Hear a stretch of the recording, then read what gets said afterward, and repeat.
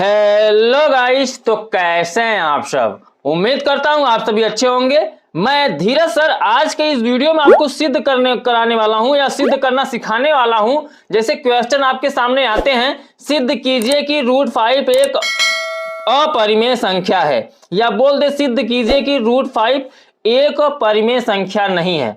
घुमा फिराकर ऐसे क्वेश्चंस आते हैं, अगर कि कोई संख्या है करणी के अंदर दिया है, यानी अभाज्य संख्या करणी के अंदर दिया है, इकलौता वह करणी के अंदर है, और बोल दे कि सिद्ध करके इसको दिखाओ कि यह अपरिमेय संख्या है। हम तो जान रहे हैं कि भैया ये अपरिमेय संख्या है, सबको पता है कि करणी के अंदर 5 जो है अपरिमेय संख्या है, करणी के अंदर 2 भी जो है अपरिमेय संख्या है, करणी के अंदर 7 भी। यहाँ पे जो 5 लिया इसको 3 कर दो, ठीक है, क्योंकि 3 जो है वो भी सिद्ध करने के लिए, क्योंकि 5 को तो मैं यहाँ पे बता ही रहा हूं, 3 इसको कर दो, ठीक है। तो करणी के अंदर 2, करणी के अंदर 3, करणी के अंदर 7, करणी के अंदर 11, करणी के अंदर 13, करणी के अंदर 17, करणी के अंदर 19। सभी का सोल्यूशन एक ही जैसा होने वाला है। तो मैं किसी एक क्वेश्चन का यहाँ पे सोल्यूशन कराने वाला हूं, बाकी आप खुद कर लोगे, मैं इतना बेहतर तरीके से आपको रूल बता दूंगा, ठीक है। तो करना क्या है समझिए। अगर ऐसा क्वेश्चंस कभी भी आपके सामने आए तो तुरंत आप मान लिया करिए, ठीक है। मान लेंगे क्या, जिसके बारे में क्वेश्चन पूछा है उसी को हम मान लेंगे कि वह परिमेय संख्या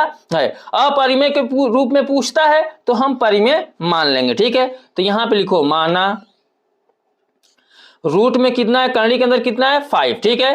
एक क्या है, परिमेय संख्या है। इसी का हम अपोजिट करेंगे, कल्पना करेंगे कि ऐसा हो सकता है, हम कल्पना करके इसको सॉल्व करेंगे, ठीक है। तो माना करणी के अंदर 5 एक परिमेय संख्या है, मानना पड़ेगा भैया, जब सिद्ध करने की बात आएगी। तो परिमेय संख्या को हम P/Q के रूप में लिखते हैं। आपको पता है परिमेय जो होता है अंश और हर के रूप में होता है, भिन्न के रूप में होता है। तो अब जरूरी नहीं P/Q में मान रहा हूं तो आप भी P/Q ही मानो।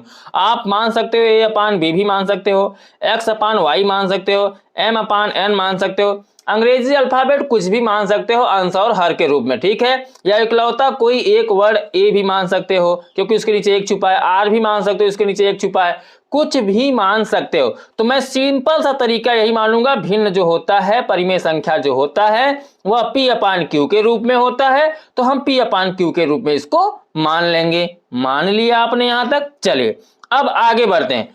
क्या हो जाएगा, करणी के अंदर 5 जो है इसको हमने P/Q के रूप में क्या किया है, माना है, ठीक है। तो इन दोनों को हम आपस में बराबर करने का प्रयास करेंगे। हो सकता है बराबर हो जाए, लेकिन जब बराबर नहीं होंगे तो हम अंतिम में लिख देंगे भैया मेरे बस की बात नहीं है, आगे आप प्रूव कर लिख दीजिएगा, ठीक है। लेकिन अगर मैंने इसको परिमेय संख्या के बराबर ला दिया तो ठीक है, नहीं तो हमें सिद्ध करना ही है। बोल भी दिया है शुरू में कि यह क्या है, कि अपरिमेय संख्या है। अंत में तो अपरिमेय संख्या निकलेगा ही, लेकिन सिद्ध कैसे करना है इसको समझते चलिए। देखिए जब ऐसे क्वेश्चंस आए, अब बाएं तरफ यानी कोई करणी के अंदर संख्या है सिर्फ इकलौता है, तो कुछ नहीं करना, दोनों पक्षों का वर्ग कर देना इतना मानने के बाद, ठीक है। तो यहां लिखो दोनों पक्षों का वर्ग करने पर, ठीक है।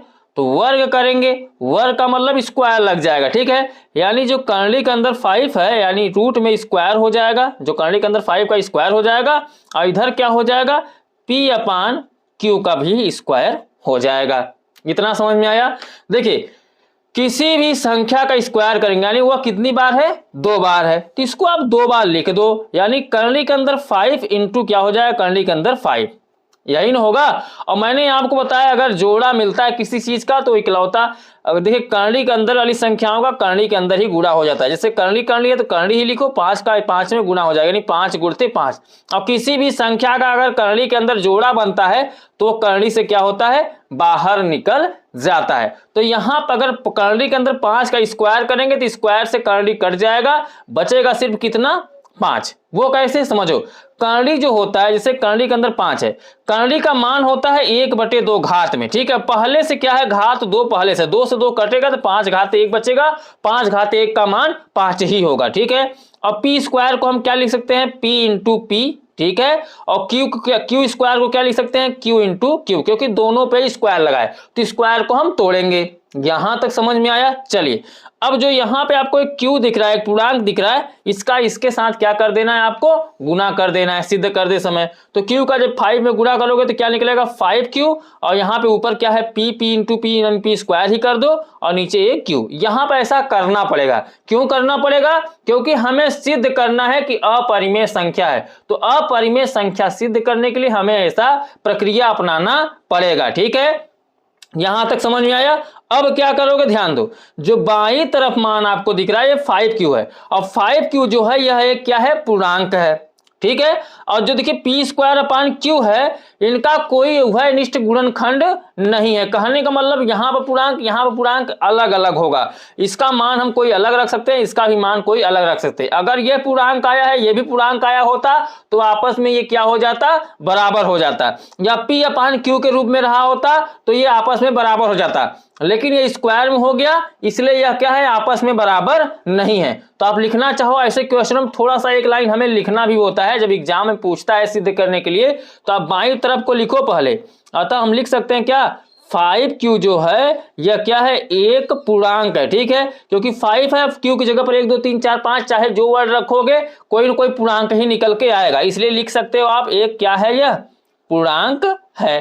तो चलिए हमने यहाँ पे लिख दिया यह क्या है, एक पूर्णांक है। और ध्यान दो, और क्या लिखोगे, जो पी स्क्वायर अपान क्यू है ये क्या है, ध्यान दीजिए, पी स्क्वायर क्यू जो है इसमें कोई उभयनिष्ठ गुणनखंड नहीं है। तो लिख दो यहाँ पे पी स्क्वायर अपान क्यू में कोई उभयनिष्ठ गुणनखंड नहीं है। लिखिए यहाँ पे कोई उभयनिष्ठ गुणनखंड नहीं है। ठीक है, इतना आपने लिख दिया। P अपान Q एक पूर्णांक है और P स्क्वायर अपान Q में कोई उभयनिष्ठ गुणनखंड नहीं है। तो जब गुणनखंड नहीं है तो आप लिख सकते हो कि आपस में बराबर नहीं है। ठीक है, ये मान नहीं रहे हैं आपस में, हम समझाने का बहुत प्रयास कर रहे हैं लेकिन ये समझ में इनको नहीं आ रहा है। यानी हमने यह कल्पना शुरू में किया कि अगर हम कर्ली के अंदर 5 को अगर परिमेय संख्या मान ले, हो सकता है दोनों बराबर हो जाएं, लेकिन ऐसा कुछ हो नहीं रहा है। जब हमने माना तो बाईं तरफ पूर्णांक निकल गया और दूसरे तरफ कोई गुणांक ही नहीं मिल रहा है। ठीक है, तो हम लिख सकते हैं 5q जो है पी स्क्वायर अपान क्यू जो था ये जो है आपस में बराबर है ही नहीं। तो जब आपस में बराबर है ही नहीं तो अतः आप यह लिख सकते हैं क्या, रूट में 5 जो है एक क्या है, अपरिमेय संख्या है। जब आपस में बराबर है ही नहीं भैया तो हम एक अपरिमेय संख्या लिख सकते हैं, क्योंकि हमारा जो यहाँ पे मैंने कल्पना किया था कि यह परिमेय संख्या के बराबर हो सकता है, वैसा कल्पना हमारा सत्य नहीं हुआ। जैसा मैंने सोचा था वैसा सत्य नहीं हुआ। तो जैसा क्वेश्चन बोला है कि यह अपरिमेय संख्या है तो है भैया, सिद्ध कर दो, आप सीधा सीधा लिख दो कि यह अपरिमेय संख्या है। तो ऐसे क्वेश्चन अगर आएंगे, चाहे देखिए करणी के अंदर मैंने 5 वाले का बताया है, अब करणी के अंदर 2 हो, चाहे करणी के अंदर 3, चाहे करणी के अंदर 7, चाहे करणी के अंदर 11, चाहे करणी के अंदर 13, चाहे 17, चाहे 19 हो, करणी के अंदर अगर ऐसी संख्याएं हैं तो सभी का सोल्यूशन सेम रहेगा। बदलेगा तो सिर्फ 5 की जगह पर 2, अगर 3 को करणी के अंदर 3 को लेकर सॉल्व करेंगे तो करणी के अंदर 3, सिर्फ मान बदलेगा और कुछ नहीं, सेम सोल्यूशन यही रहने वाला है। तो इसको अपने नोटबुक में लिख लीजिए।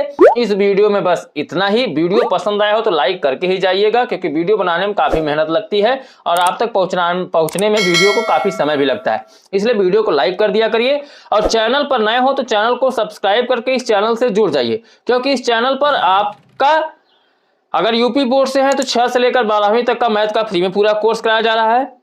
अगर आप किसी अदर स्टेट से हैं तो बेसिक मैथ आपके लिए चलाया जा रहा है। किसी भी टॉपिक पर आपको कोई परेशानी होती है, चाहे साइंस हो, चाहे मैथ हो, चाहे इंग्लिश हो, चाहे हिंदी हो या कोई अन्य सब्जेक्ट हो, तो कमेंट करिए, उस टॉपिक पर आपको 2 दिन के अंदर वीडियो बनाकर दे दिया जाएगा। और आपको क्या चाहिए, तो चैनल को सब्सक्राइब किए रहेंगे तो नोटिफिकेशन आपके पास जाएगा जैसे ही वीडियो अपलोड किया जाएगा।